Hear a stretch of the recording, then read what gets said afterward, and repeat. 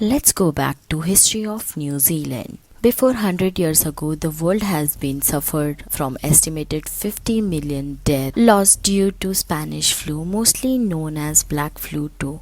The first wave spread around March to September 1918. Mostly sickness and mortality rate was low. And in second wave, flu arrived at New Zealand in late October 1918. The virus arrived in New Zealand through the Niagara ship at Auckland on 12th October 1918. Prime Minister Bill Massey was travelling in it too.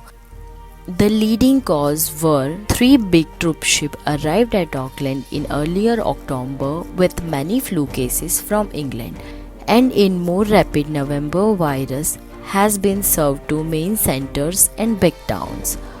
One death already happened before the Niagara ship arrived in Auckland. In 2 months, 9,000 New Zealanders has died. Maori suffered heavily with about 2,500 deaths. Because of poverty, poor sanitation, add-on high level of typhoid, tuberculosis and tobacco smoking. What you can see here, and they treated symptoms of flu with usual home remedies. For saving their family from anxiety and feed them, they got up and worked. No employment benefit were provided in 1918 flu. Wellington suffered double death rate than Christchurch because of public transportation and public gatherings. Somehow the mortality rate was peak in London and Auckland same time. 1918 virus was used to affect lung, caused pneumonia and death. Coughing was the main cause to spreading virus to humans.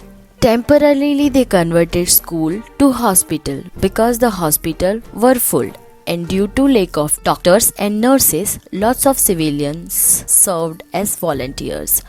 In 1918 flu, body often turned very black very suddenly.